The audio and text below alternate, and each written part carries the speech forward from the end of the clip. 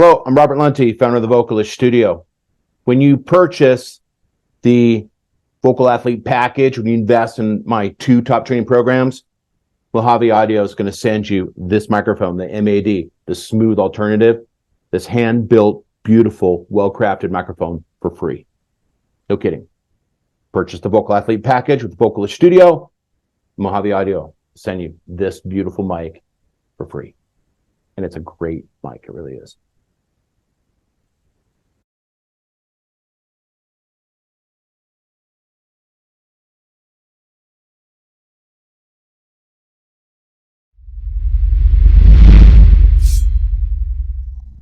Is get your folds to compress, man. Okay. Well, after I get that, then I'll shave all this stuff off and I'll get a clean start in life. I would prefer that you would shave it all off already. You're much more handsome when you don't look like you're from the streets of Seattle.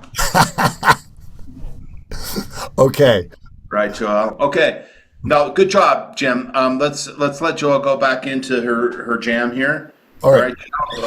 So we were talking about dampening the larynx. Okay. Yeah. It's a technique we really haven't done yet, but I mentioned it to you in hopes that you had passed through it in the program. I've heard it, but I've watched so many videos and read so much that it's going to take some repetition but I am having a specific problem. That's why I emailed you with connecting with physically to the different things that are happening. So I'm looking at all the anatomical drawings and stuff and trying to place everything and get used to, kind of identify, but I'm not quite there yet. Well, that's good. It's good. You're a good student, but another Right. thing, not a but is voice training, voice strength training also is a lot to do about kinesthetics as well, right? So you have to, you can't just read it in the book and see it in the video. That helps, but you have to feel it, So go. Let's go back to where you were. Okay. Remember that we're working out. Okay, so if this is bicep day, you're not just going to go in and just be a wimp about it. You're going to put resistance on the barbell, and you're going to work out. Okay, so this is physical training. So I want you to amp up a little bit more. Okay. Don't sort of like coast and take it easy, like you're singing in church or something. Let's get into solo belting vibe here. Okay. Okay. Go.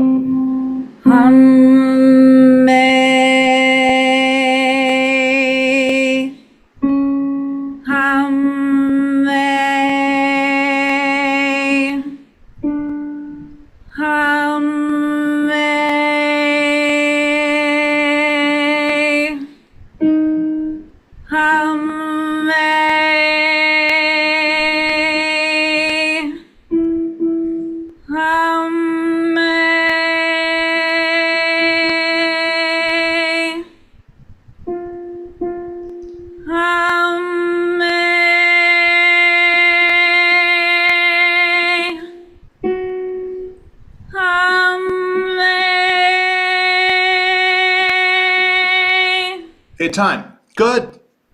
Much like Jim, good motor skills, understanding the technique, the execution is great. So we have the opportunity to get into some details here. When you releasing your vowel, are you anchoring your tongue? I am trying. There's kind of a lot I'm still I feel like it's like a whack-a-mole game where I'm like, oh, am I doing that? Am I doing that? So I'm not able to do the onset package quite yet. I'm like, oh, tongue, oh, this, oh, that. So I'm trying, but. Yep. This overwhelming, so when you're new, this overwhelming feeling of multitasking. Yeah.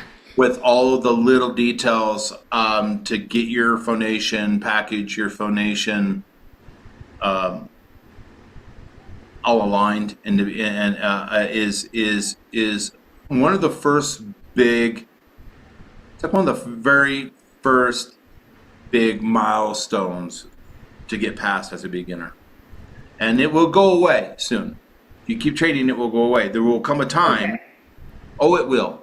Oh, it will. Okay, that's what I was hoping. That's good to hear because I'm No, like, it might seem like it won't, but it does. yeah, it feels like a lot for the mind to do while singing. You know what I mean? I can't quite put together. I'm like, It is. a lot to think about.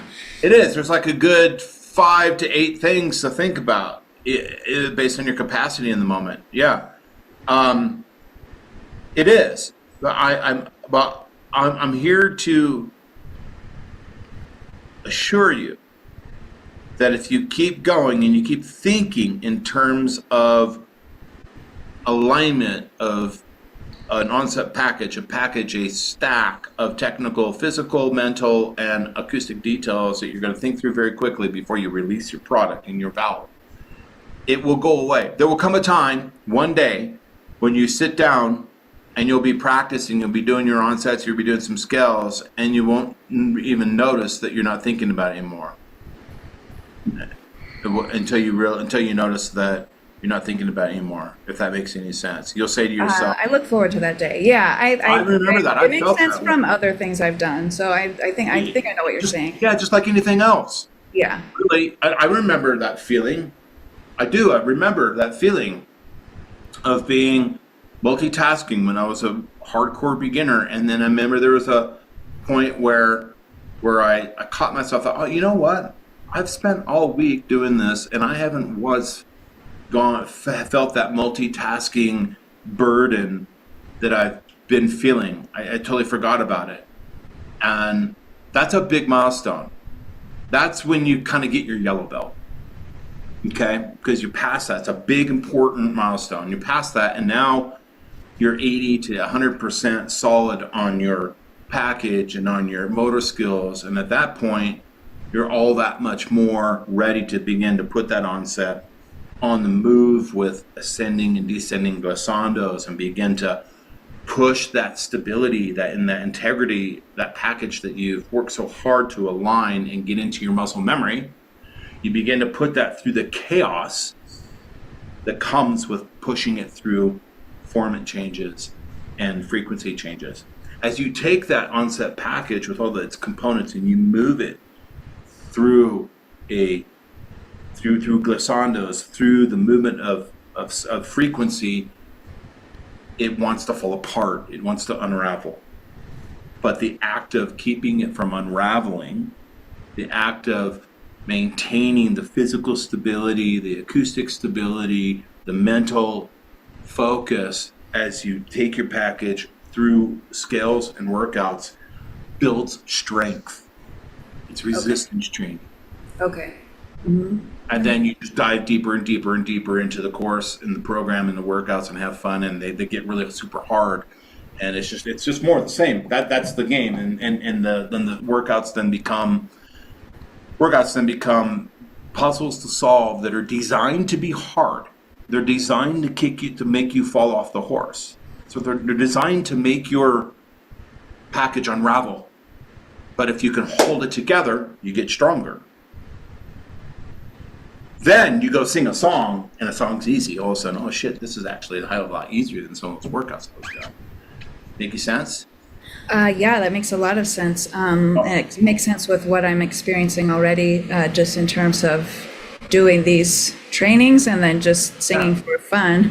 And then I have one follow-up question about if the track and release sounds good, and so if I'm daily doing track and track or track and release onset to warm up, then I've ventured into trying to understand twang mode, and then as far as I understand, the quack and release is the onset that goes with it. So I've tried a couple of those. I decided to go back to the track because I was like, I really need to make sure that I'm doing these right first. But then it sounds like I can go to the quacks next, right? Yeah, I think you can. I think you can. In fact, when you were just doing your little workouts there, I was very close to suggesting that you transition to a quack and release instead of a track and release. Oh, okay, good. Yeah, I was like had that next on as the next step to go to. So that sounds good. And then, and then what? Go ahead. Oh, I was just gonna kind of clarify if I understand what quacking is. I'm gonna do it right now. Okay. We're going to do that right now. I think that's a cue for us both to kind of talk about that, and it's something Jim could probably help out on as well. He's a quack and release man. He's Mr. Quack and Release. Yeah, now I understand what he's doing now that I've gone over. I'm like, oh, okay, that's what he's doing. All right, so track and release and quack and release are cousins. You can't make that statement about other onsets necessarily. They're cousins because they are both oriented around compression, vocal fold closure, vocal fold adduction, to add, to bring together. All right, so track and release is, you mentioned twang. So if I do a track and release onset,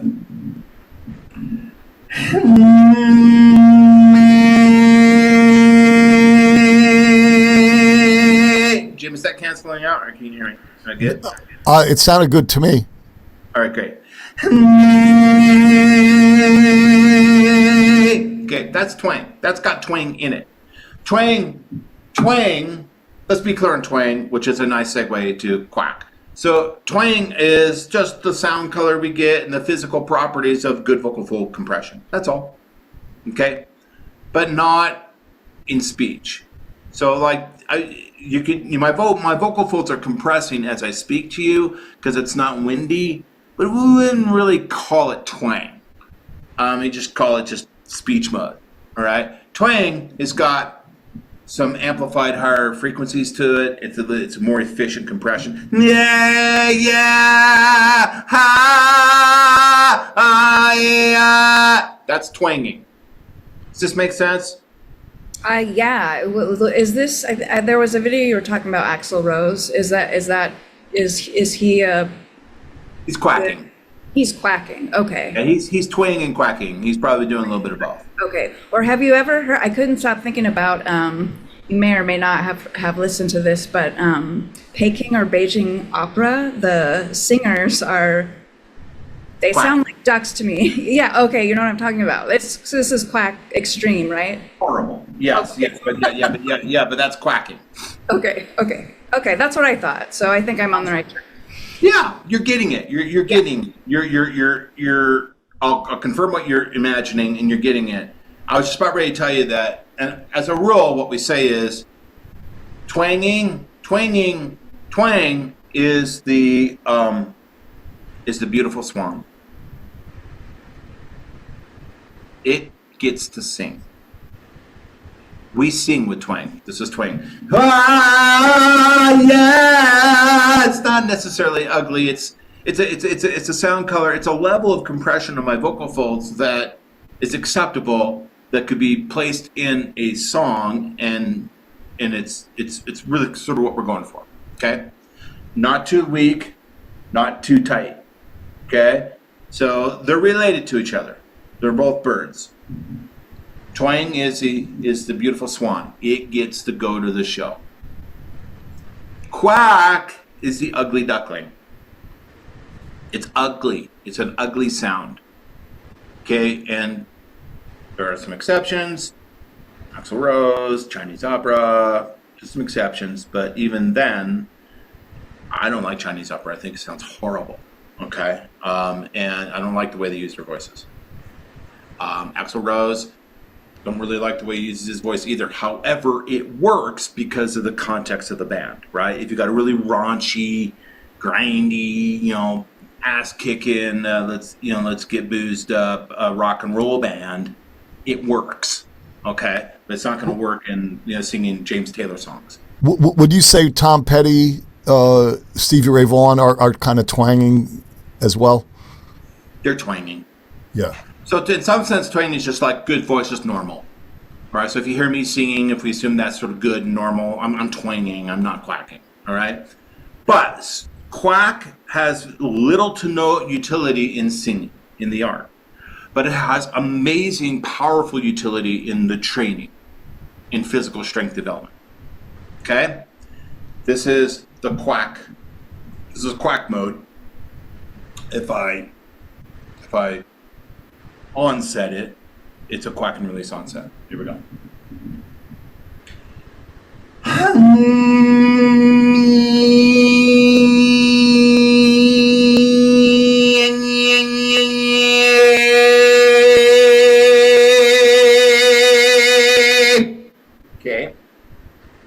end result was probably a little bit twangy because my product, my vowel, could be used in a song. But the quack was actually the me, the high and tight me, right? Watch me again. It's not really my vowel. When I release my vowel, my larynx dampens, my oral cavity opens up, a little bit of compression relaxes like it does for everybody, and it kind of throttles back to twang, which is performance level.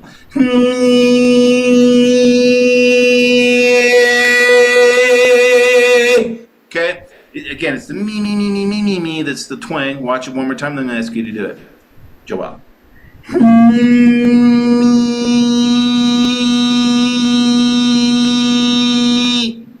So the trick is to get a hyper compressed adduction position, and you do that by doing this.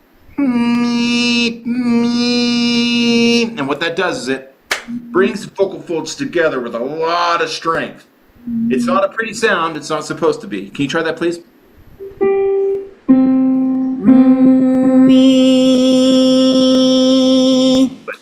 Good. That's the idea. Now, because we're very consciously, purposely practicing quack, a good quack would be lightly quacking or strongly quacking. What do you think, Joelle? Strongly quacking? Yeah, strongly quack, please. Give me a better quack. Really like, give it your all.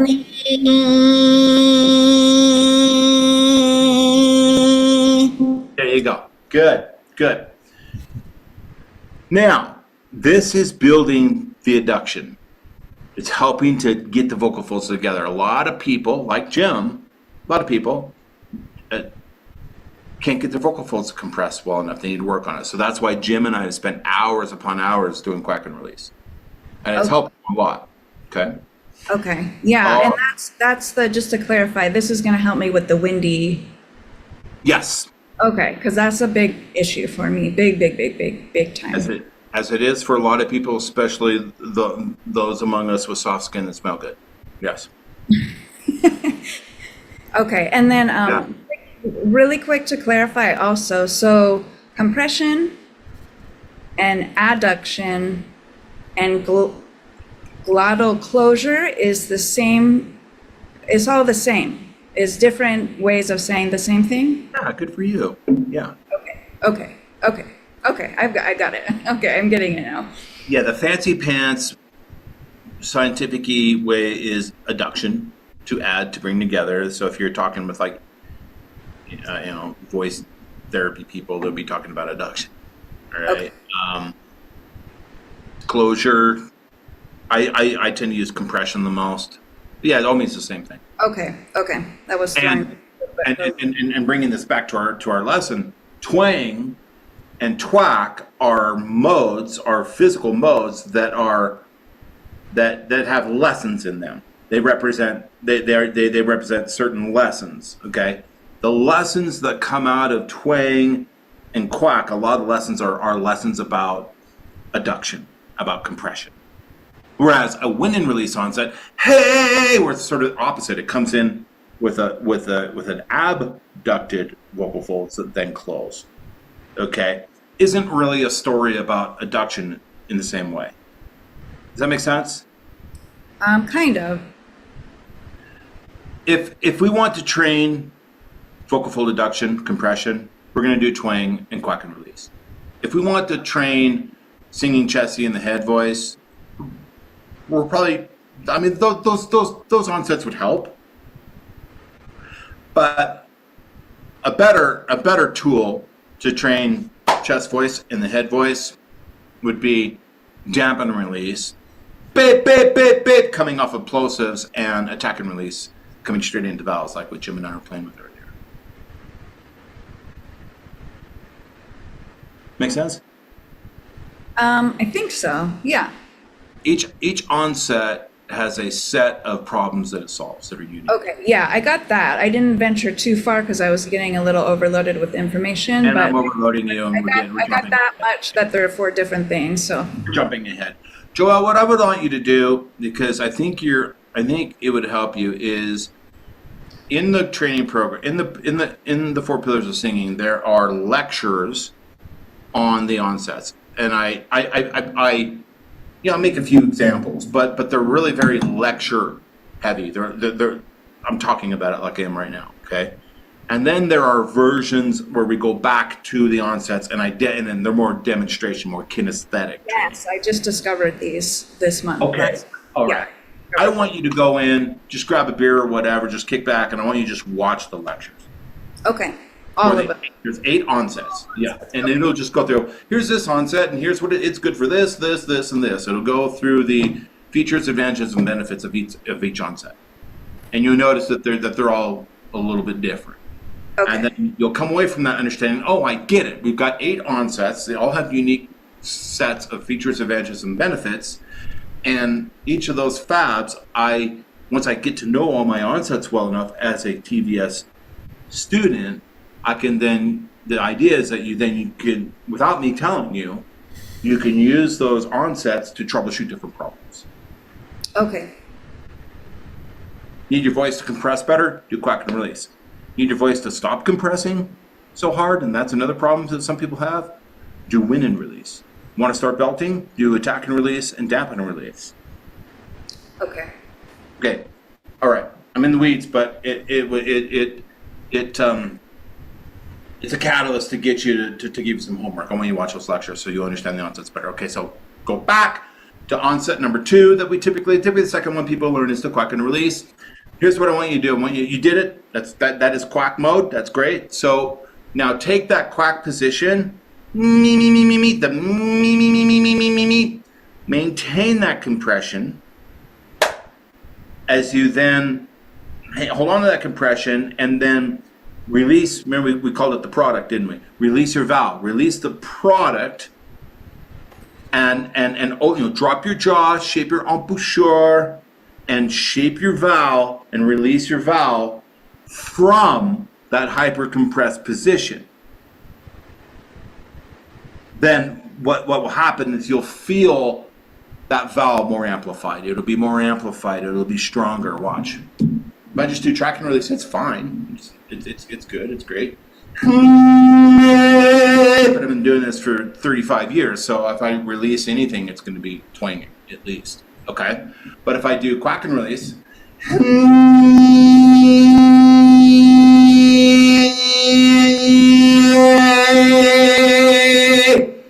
could you tell that it was just a little bit more compressed coming off the quack? Could you hear that? I know you could. Could you hear that, Jim? Yes. Okay, so even if I work on quack and release, I'm going to get better compression if I come off that a little bit more. Good for warming up. So do it. Do it, Joel. Do the quacky, quacky, me, and then maintain that compression as you shape the valve and just get a feel for what that feels like.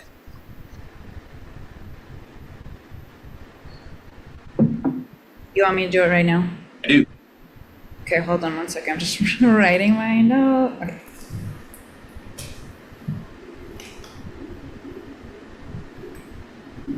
Okay.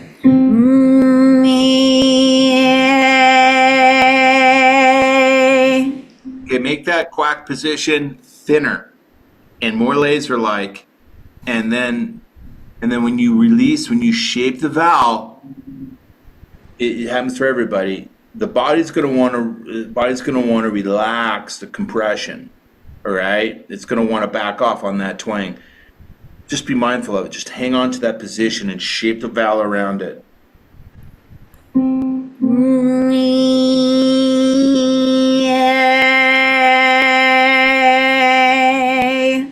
There you go. That was a little bit more amplified. Because you were mindful of not letting the vocal folds relax. You feel that? You can kind of sense that. Do it again. Don't let it sort of back off and go to a lazy, hunching in my seat when I sit down position. Keep it engaged. Okay.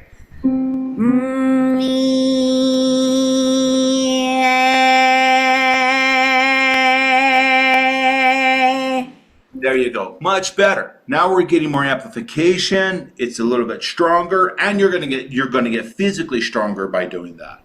So what's our takeaway from this, other than we've learned what a quack and release onset and what its benefits are? One of the things that I'm realizing right now as your coach is you would benefit from practicing quack and release because it's giving you better compression. Okay, that's what I thought. Yeah, and to maintain the compression, because I do have that slouching in the seat bad habit. Everybody does that.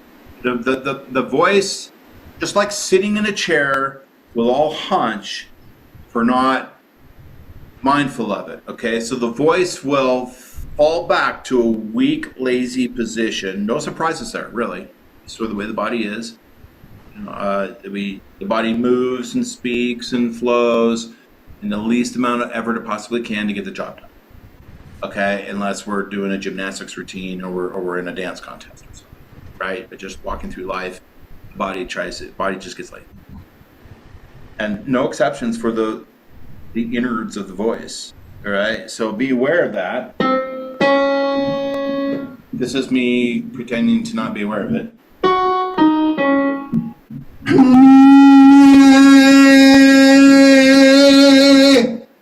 It's okay. It's not bad. It's all right. It's okay. I could use that. That's a little better because I'm thinking more about my compression. I'm getting my head in the game a little bit more with my techniques.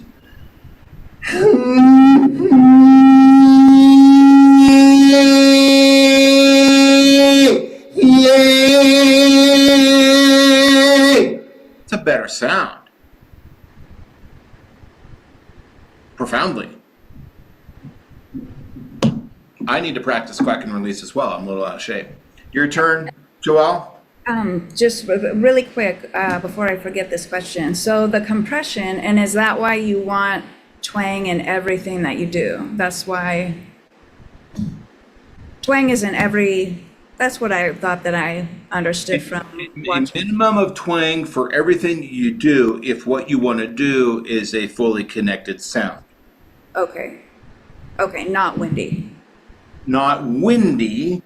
That's right, not windy.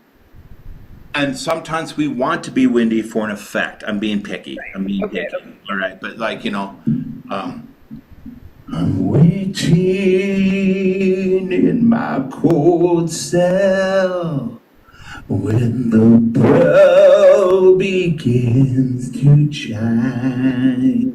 I might want to be windy there for a dramatic effect. Okay, Yeah. that would be the only exception. So 99.9% of the time you want to have compression. Okay. Quack and release onset, please.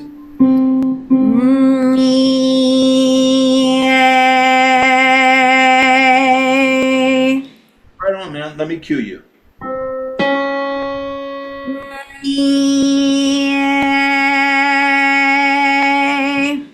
That time you backed up to a lazy position when you released the valve. Try it I again. felt it. Stay forward. Stay committed to that musculature.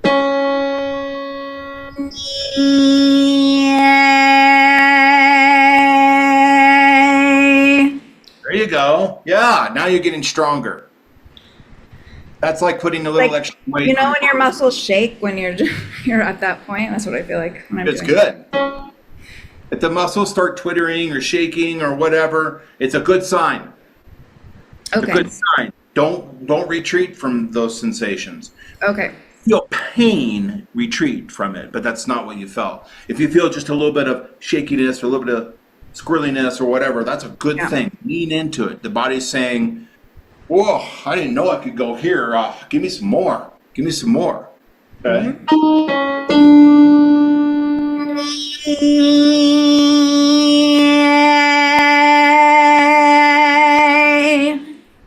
Great, I'm liking that. It's very strong. Now, the other piece that we need in your onset package there is if you could, great quackiness, which resulting in great compression. Now, were you to continue that all the way up, the higher you go with that position, the higher you go, the higher the risk that it's going to really start sounding quacky at a level that's not attractive, especially for ladies. Okay, we all need to be careful to not sound too quacky, but if you're a guy and you're quacky, You can get away with it if you're in a rock band. You're basically Axl Rose or Klaus Meine from the Scorpions. Like a guy can kind of pull that off in a rock band, not in classical or anything. If you're a woman and you're quacky, because You're the in larynx the is opera. nearly like 50% smaller, it just gets shrill. All right? So that's why dampening the larynx is a big deal for women. And you'll hear that in my videos. For everybody, but even more so for ladies in a sense. All right, so what I want you to do is, I want you to start thinking about lowering your larynx. So this time when you release your vowel, keep the compression. When you release the vowel, I want you to take the tip of your tongue and I want you to anchor it against the back of the bottom teeth. Okay? So the tip of the tongue, back bottom teeth. So you're going to release that vowel.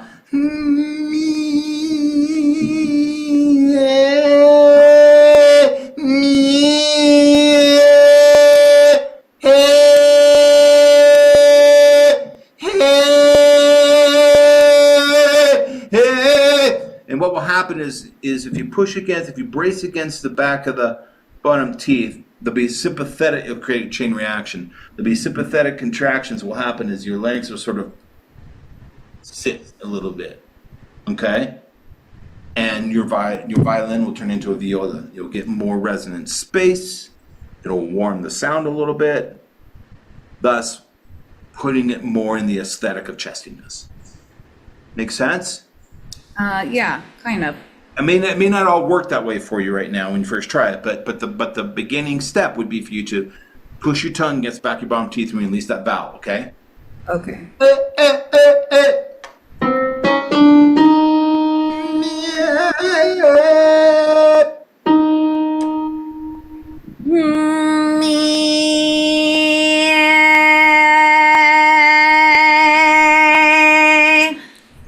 Instead of leveraging the tongue, what you did is you increased your compression and started getting cackly. Okay, which we don't want. Okay, you're gonna get compression on that front end. You're gonna quack on the front end, and then then when you release the product, I want you to release something that sounds good. Okay, don't give it hell so much that it becomes a cackle. Okay.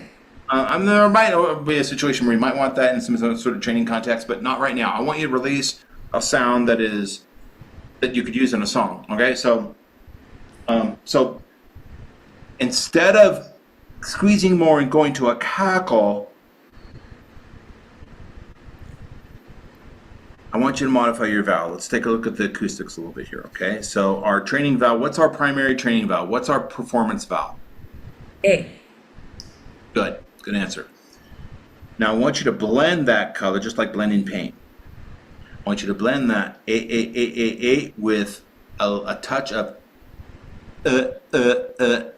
not and not ooh, but sort of a hybrid. It is the hybrid between ooh and we have like wood. So do this. Wood. Wood. Wood. Should. Should. Just say should and hold the vowel. Should. Should. There you go. So this is going to be tricky. I want you to shade in not too much. It's still going to be primarily A-ishness, but tune in a little bit of into your A, okay? And what will happen is, larynx will nudge, it'll get darker and it won't get cackly. It'll start sounding pretty. Watch.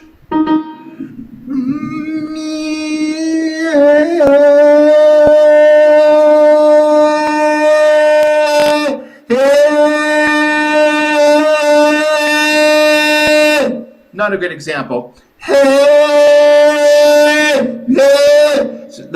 When my hand goes down, that means I'm adding the vowel. I need to warm up. I'm not in great shape, but you kind of hear a little bit the ishness coming into the A. That's what I need you to do.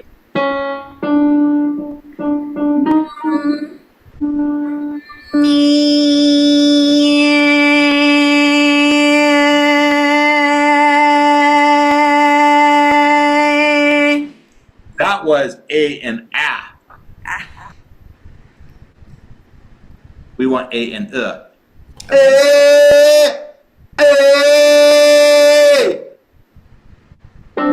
I can hear the difference. I'm not sure if I can do it. It's I'm gonna tricky. try it.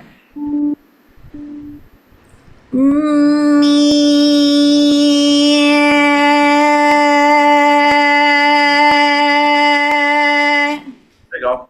Something like that. Okay. Something like that. It feels good. So I want you to watch all the onset lectures, and just, even if you haven't practiced them, you can't do them yet, you don't have the motor skills yet, at least you can come away going, okay, I get it. I saw it. I understand from a high altitude what it's about. And when I go back to training them and working on motor skills for them, I already understand its point. And so I just need to sort of like practice it now. Okay? Okay, thank you. You're welcome. And then, yeah, I think you should go to dampening the larynx too. Go Okay. watch the, it may be called, it's dampening the larynx. I think it may be called anchoring the larynx, something like that. You need to go watch that as well. Okay. Okay? Just having the understanding in your head before the motor skills were built is a big step. At least you know what you're talking about at that point, even if you can't do it. That's a good next step for you. Because you're doing really great with your training, okay? And your crack was good. So what I'm doing is I'm preparing you to start getting higher. So I realize this is really good. So it's my job to go, well, what's next? Keep pushing her forward. And that is, I want you to do those onsets all the way up here, past B flat, past the female passaggio, and sound chesty. All right, and not quacky. And in order for you to get there to do that, you're going to need to modify your vowel a little bit, and you're going to need to start dampening your larynx. Okay, got it. Provided that it doesn't tear you up, because you're supposed to be practicing slow and soft.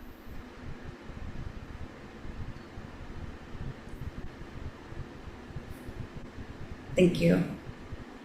You're welcome. Most singers have a huge problem singing from the chest voice through the vocal break and into the head voice without pushing, without squeezing, without choking, without experiencing instability problems, and without sounding weak and windy on top. I know this because I dedicated my life to helping singers learn how to fix that problem. My name is Robert Lunte, and I'm the founder of the Vocalist Studio. Work with my training program, and if you do your part in practice, I guarantee you'll fix that problem. I look